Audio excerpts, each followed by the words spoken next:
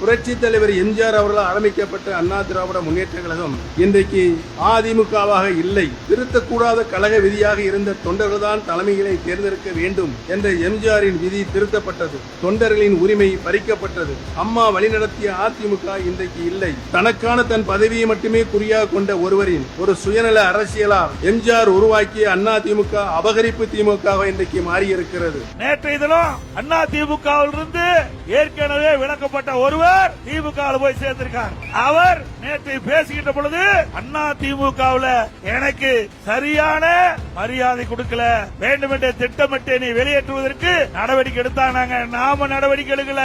அப்ப பெரும்பான்மை நிரூபிக்கின்ற பொழுது மாண்புமிகு புரட்சி தலைவி அம்மா அவர்கள் ஊர் ஊரா சென்று ரத்தத்தை வீரவியா செஞ்சு மக்களை சந்தித்து கழக நிர்வாகிகள் தொண்டர்கள் கூட்டணியோடு வெற்றி பெற்று ஆட்சி அமைத்த அந்த ஆட்சியை கவிழ்ப்பதற்கு நேற்றைய தினம் விலகி போனார்ல, அவர் பெரும்பான்மை எதிர்த்து ஓட்டளித்தவர். திராவிட முன்னேற்ற கழகத்தோடு சேர்ந்து அண்ணா திமுக அரசை வீழ்த்த நினைத்தவர் அவரா வீழ்ந்து போய்விட்டார். கேடு நினைப்பவன் கெட்டு போவான், உப்பை தின்றவன் தண்ணி குடித்தே ஆக வேண்டும். அதே போல இந்த இயக்கத்திற்கு துரோகம் விளைவித்தார். அதனால அவர் வெளியேறி இருக்கிறார். உண்மையிலேயே இந்த கட்சி அவருக்கு எவ்வளவோ அடையாளத்தை கொடுத்தது. பொன்மனச்செம்மல் புரட்சி தலைவர் எம்ஜிஆர் உருவாக்கப்பட்ட இயக்கம், அம்மா கட்டிக்காத்த இயக்கம்.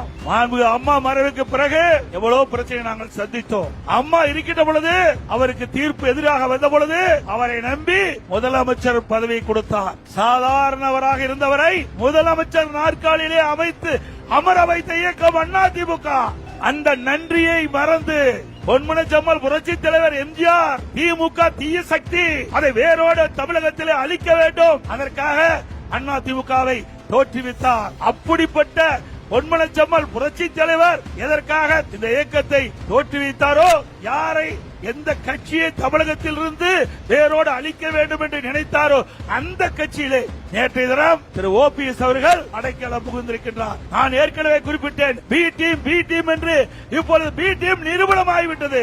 அது மட்டுமல்ல, திராவிட முன்னேற்ற கழகத்துடைய தூண்டுதின் பேரிலே நம்முடைய இயக்கத்திற்கு பல்வேறு இடையூறுகளை செய்தார். வழக்கு மேல் வழக்கு போட்டு இந்த இயக்கத்தை முடக்க பார்த்தார். அத்தனையும் மக்களுடைய துணை கொண்டு, இறைவனுடைய துணை கொண்டு, கழக நிர்வாகிகளின் துணை கொண்டு அத்தனையும் தவிடுபடியாக்கப்பட்டது. அண்ணா திமுக இயக்கத்திற்கு யாரெல்லாம் துரோகம் செய்ய நினைத்தார்களோ அவர்களை எல்லாம் நம்முடைய பொன்மனச்செம்மல் புரட்சி தலைவர் எம்ஜிஆர், இதயம் புரட்சி தலைவி அம்மா ஆன்மா விரட்டி அடிக்கப்பட்டு விட்டது.